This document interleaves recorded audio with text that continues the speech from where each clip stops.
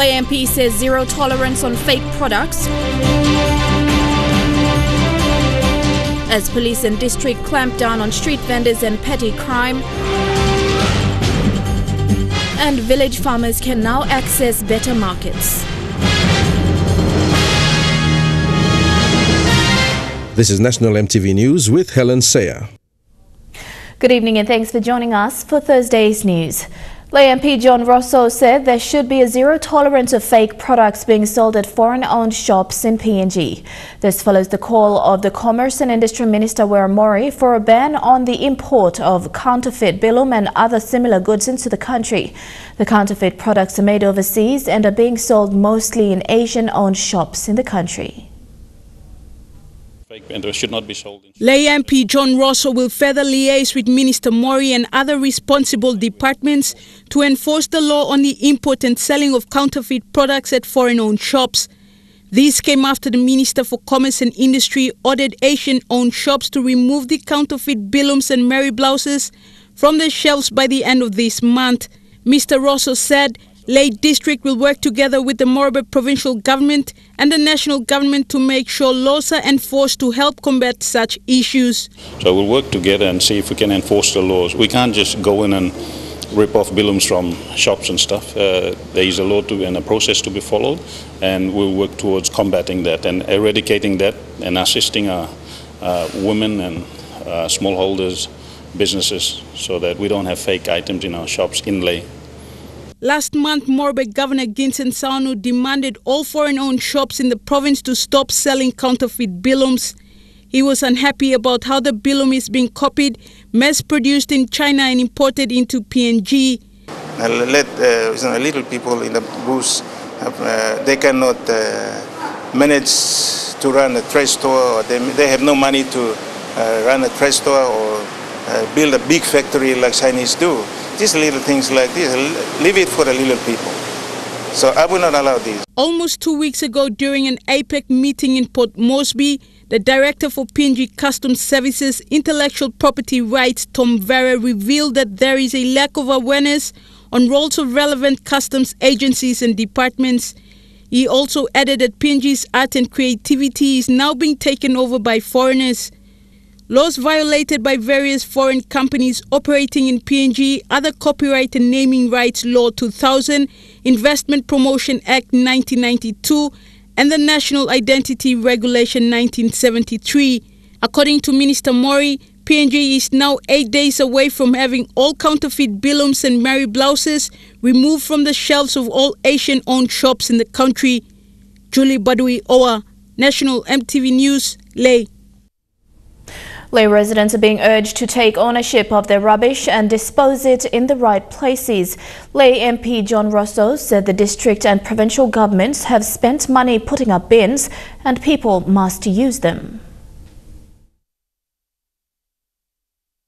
But apparently it boils back down to each individual, and people are just being so careless. So now with this new initiative that we're going to get the police to start enforcing on-the-spot fines and stuff like that. So not going to complain time we'll start spot fining people lo troma pipi na marlo bina. You see met people mana you no stalo wana me bus stalo city. You see met na troma pipi are good. Lay police and the district officials are working in partnership to clamp down on the increased number of street vendors and petty crimes. Lay Metropolitan Commander Anthony Wagambi said police presence will be increased in crowded market areas. Lay MP John Rosso says the district supports this initiative and will engage in further discussions with the Metropolitan Commander and City Manager to deal with this problem.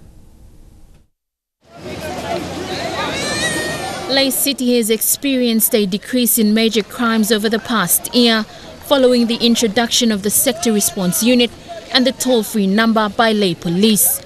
However, in past months, there's been an increase in the number of street vendors and petty crimes.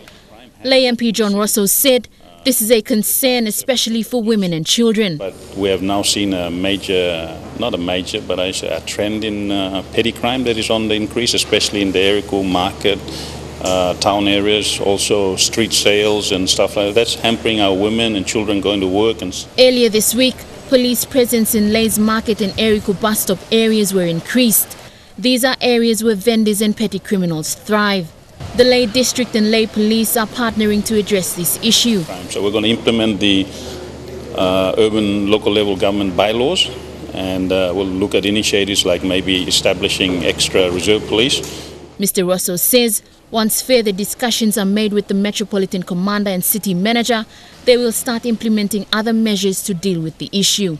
We want to do it systematically, properly, and manage it properly, because we can just say, okay, we'll put on 100 youths on the streets to combat this, but it doesn't work.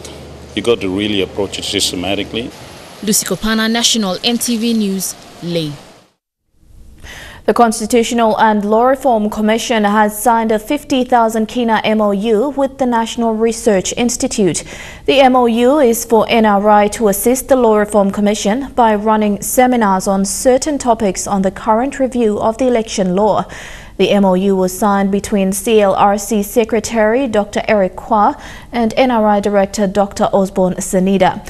Dr. Kwa said some of the review topics were too technical and thus needed NRI's assistance on technical papers that could guide the Commission in their recommendations to the government. Of the review's 13 terms of reference, NRI will run seminars on 4: electoral boundaries, voter registration and electoral roll, special interest groups and women, and the management and conduct of the polls. Dr. Sanida said NRI was glad to be part of the team to draw their expertise internally, as well as commission outside experts to provide information that can be used on how the electoral system can be improved. Village farmers will now access better markets to sell their produce. In a signing ceremony this morning in Port Moresby, the independent state of PNG signed a loan agreement with International Fund for Agriculture Development for better domestic market opportunities. Agriculture and Livestock Minister Benny Allen says the project is to engage small farmers to improve their livelihoods. Deputy Prime Minister and Minister for Treasury Charles Abel today signed a $25.5 million loan with IFAD. However, only farmers from the Highlands province of Western Highlands, Jiwaka, Simbu, Eastern Islands, including Morobe and East New Britain provinces, will benefit first. The project will improve market linkage so that farmers will have better access to markets to sell their fresh produce, hence improve their living standard. Produce all the support to graduate farmers from subsistence into the more cash economy value chain through training and technical expertise and support, financing, infrastructure. Some feeder roads will be repaired, and then engagement with the private sector. IFAD is an arm of the United Nations which supports agriculture in developing countries, and PNG is among the list of nations. Agriculture being the driving force behind the economy of the country, the project will also help increase government revenue. Government has got to increase its own revenue base, which is what Treasury is trying very hard to do through our 25-point plan. We are slowly increasing back government revenue. And it's important that through our budgets we make sure that a good proportion of that is invested into agriculture, because agriculture is the economy of the future. Agriculture Minister Benny Allen was among the other stakeholders to witness the loan signing at the Treasury building. Rayon Lakingu, National EMTV News. Capacity building has been highlighted as part of the outlook in the APEC context. Chair of the APEC Senior Officials Meeting, Ivan Pomaliu, says local institutions need to identify areas that can be developed in their capacity and how to address it. Mr. Pomaliu says the APEC Intellectual Property Expert Group's workshop held this week was an avenue where local industries could learn from. The workshop discussed a wide variety of initiatives to help integrate the region's economies and promote trade while addressing sustainability and social equity. For Papua New Guinea, the National Fisheries Authority attended the workshop and spoke about their challenge on preventing illegal fishing by Asian fishing vessels. Tarapori MP James Marape is relieved after the Waigani National Court dismissed his election petition this afternoon in Port Moresby. The case was filed by runner-up candidate Justin Hara on grounds of alleged bribery, foul play and counting irregularities. However, the court found there was not enough evidence to support the plaintiff's arguments. Speaking in Tari, MP Marape said work will continue and urged his supporters and other candidates to help him develop the district. And I'm relieved and I'm happy. I've just appealed to my supporters who gathered around me and my people in the electorate that the election petition is just part of the normal process. It's being usually submitted, heard, and either goes against me or for me. In this case, it's gone against the petitioner, and I'm totally free now. Both of the election petition is dismissed by the national courts. And I'm totally free to do work, and as of today, tomorrow, I will still be doing my electoral runs until Parliament begins next week, Tuesday. You're at National EMTV News. Stay tuned for more stories coming up after the break.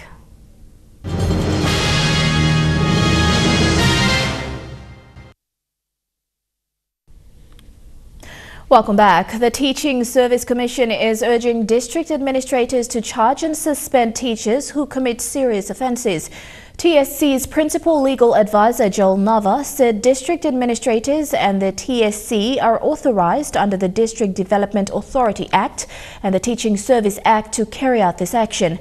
He said some of these offences may include sexual relations with students, corporal punishment, absenteeism by teachers and the use of obscene language. Mr. Nava said in 2009, TSC delegated its powers to inspectors, TSC legal officers, First Assistant Secretaries of the Education Department, nominees of church education agencies and the provincial educational boards. Mr. Nava is urging students, parents and the public to report rogue teachers to these people so action can be taken. Long-time resident and local businessman Joe Tonde has allocated a piece of land for vendors to sell their goods. The increase in police brutality on residents has promoted the former Moresby Northwest candidate to turn the area into a proper market. Vending for street and market sellers hasn't been easy, as sellers here live and sell their goods and produce in fear. It was here in this market victims of past incidents still come to sell and make money to make a living. Not only have these sellers told stories of police brutality apart from other incidents, but lives have also been lost in the past 2 years. Businessman Joe Tonde says witnessing the brutality firsthand prompted him to encourage these sellers to keep selling their items and at the same time try to follow rules and regulations of NCD. Now when we even know all NCD come, police come, only stop him, but don't walk sell him yet. Now run come also now. Me look him also plan the man by diet. Also so me give him this play area long all. Now me been working my one submission finish law NCDC long. By get proper market lawyer na him stop law and blind citizen now. So once properly approve him now. I come up one blind market long also. He says the informal sector employs more than 3/4 of the population in most urban centres. Tonde says this group of people must be supported. People are very important here. People in no staff and citizen by non staff. Government by non staff. So people are very important line lawyer too. So we must look at him all line too. Market manager Philip Yapen says currently individuals are dedicating their time to fix the market so that those selling their market items, especially mothers, can feel safe to do their selling. So far we have 270 registered spaces that people are now ready to go into the market now. That's including buai, garden foods, cooked foods. We have also stalls here. We'll be frying lamb flaps and all sausages and all the other things. This is all in one market. And it's a new concept and it's a new approach now we are taking.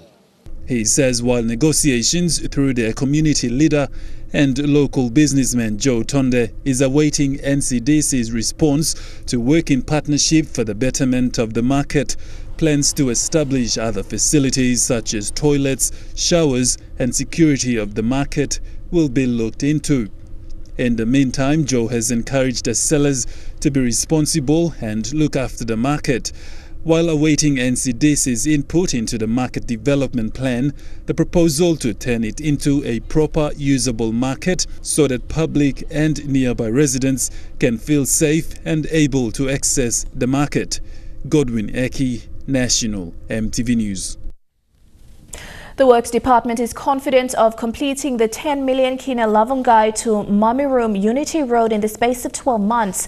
New Ireland Provincial Works Manager Solomon Pella assured the people of New Hanover during a groundbreaking ceremony at Ungat Village. New Ireland Governor Sir Julius Chan said people of New Hanover have struggled over the past 40 years and this road will connect the four corners of the island. The construction of the 50-kilometre road is set to impact locals who sell rubber, cocoa, copra and fish on a large scale. Contractor PNG SJC was also present to witness the occasion. A murder suspect who has been on the run since 2006 was apprehended and arrested by police in Manus last weekend. 35-year-old Karua Pomeri from Bupi Chupen Lele Made LLG in Manus is wanted for the murder of Peter Tawe. Manus Provincial Police Commander Chief Inspector David Yapu says new evidence suggests that Karua allegedly killed Tawe 12 years ago. The prime suspect, Benny Warangu, was convicted in 2016 and is serving a 16-year sentence with hard labor at Ningerum Prison in Western Province. In news just in, the controversial Paraka saga between lawyer Paul Paraka and Prime Minister Peter O'Neill has been closed. Director of the National Fraud and Anti-Corruption Directorate Chief Superintendent Matthew Damaru advised the Police Commissioner that no further action is intended in relation to his alleged role in the allegations of fraudulent payments made to Paul Paraka lawyers. Superintendent Damaru said a reassessment of the evidence resulted in that the allegations against the Prime Minister lacked the required elements to prove the case beyond reasonable doubt. The case had been in court for almost 6 years. 33 women in Western Highlands Province have received certificates in small and medium enterprise after 2 weeks of undergoing the training. Many of them are survivors of gender-based violence.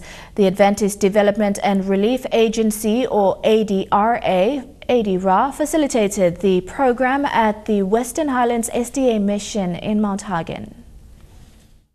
Most of the mothers are illiterate, widow, single parent and survivors of gender-based violence that have undergone the life skill training.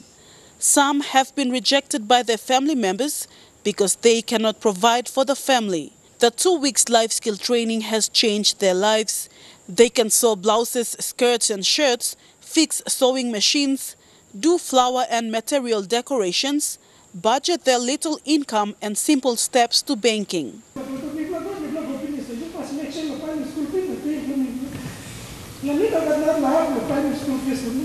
One time kami pula lining, sama, mi pula lining, literacy, how to read and write, and pray mi pula God and answering. The Adventist Development and Relief Agency, or ADRA, is a humanitarian arm of the Seventh-day Adventist Church.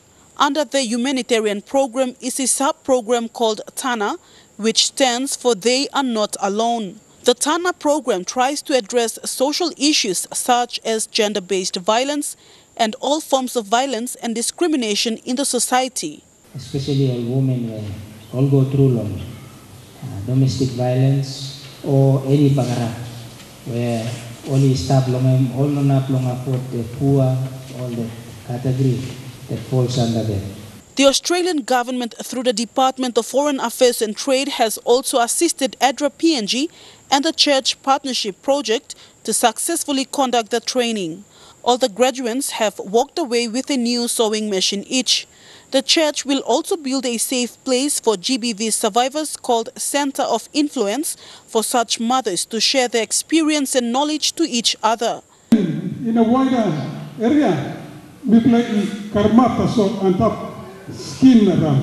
Problem is to be inside long family, we play no address it. Churches are being urged to addressing all forms of violence at church to support the national government's visions. These women also displayed their sewing products at the graduation. Vasinata Yama, National EMTV News, Mount Hagen. Another family in Leh is being threatened with eviction after the National Housing Corporation sold the property they are living in to a security company. The sale happened even after the occupant, Henrich Baluk, son of the original tenants, paid 35,000 kina demanded by the NHC for outstanding areas. The NHC meanwhile told EMTV the corporation does not recognize the current occupants as legal tenants. Henrik Bullock's parents used to live here in this 11th Street house in Leh. When his parents died, he and his family continued living here. But like many other children of tenants, he didn't know if his parents had outstanding payments owed to the National Housing Corporation, although he did know that his dad applied to purchase the house from the NHC through the government sell-off scheme in the 1990s. These papers, these documents there, which NHC no got. 3 years ago, the NHC told him his parents owed them 35,000 kina in outstanding arrears.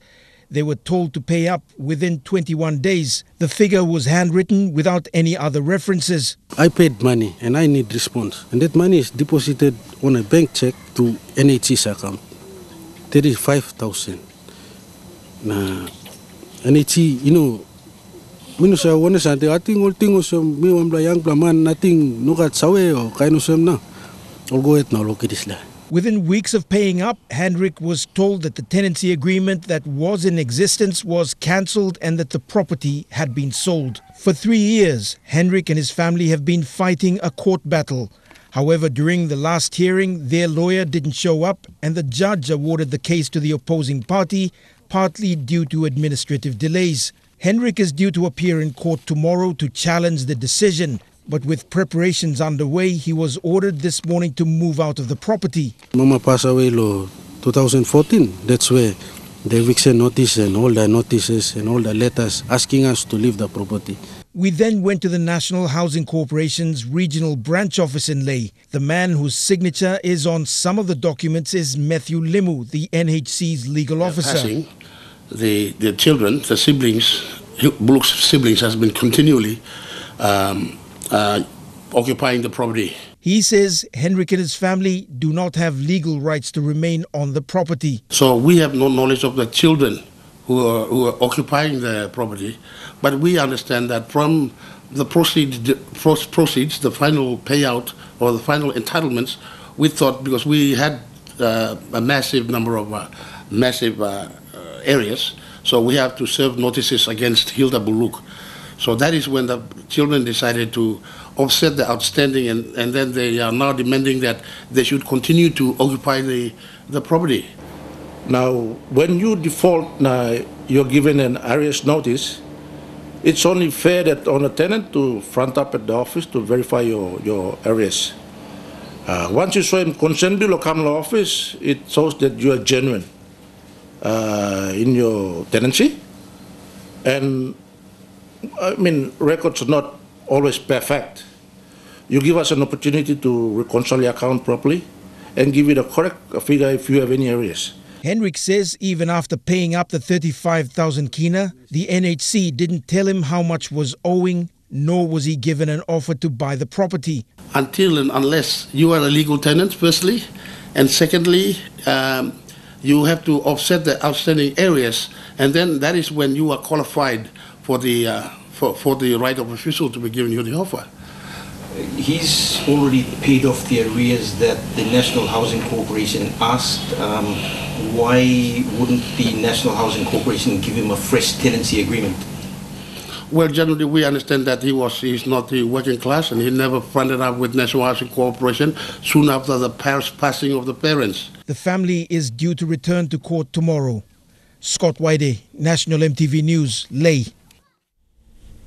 The people of Pomio district will now be able to apply for NID registration with fewer struggles. Pomio MP Elias Kapavore signed an MOU today with the Civil and Identity Registry to take NID registration to the district level. This move supports the rollout of the NID program to provinces and districts. The struggle of NID registration is felt right across the country, and Pomio district is no exception. Pressured by the government's directive for everyone to have an NID card, the people of Pomio have been going out of their way to get registered. Most have had to travel by sea in and out of Kokopo, Rabaul and Gazelle, where they had to stay for days and even months before being registered. This MOU will now compensate for the time and resources that these people have wasted. Registrar General of the Civil and Identity Registry, Michael Kumung, said the partnership with Pomio District is the third, with Bulolo and Yanguru Sausia already running the program in the district. To be here signing this MOU with Minister and the CEO for the district, which will help us to take the registration back to Pomio, which will help ease the struggles that the people in Pomio are facing at the moment. So the whole idea is to take that to the province and district. My minister has announced in Parliament, and he has come on media and saying that the NID should be rolled out to the province and district, and he wants the certificates to be printed in the province and districts, which this will basically at the beginning of such taking such efforts of our work towards decentralizing the function of printing of certificates.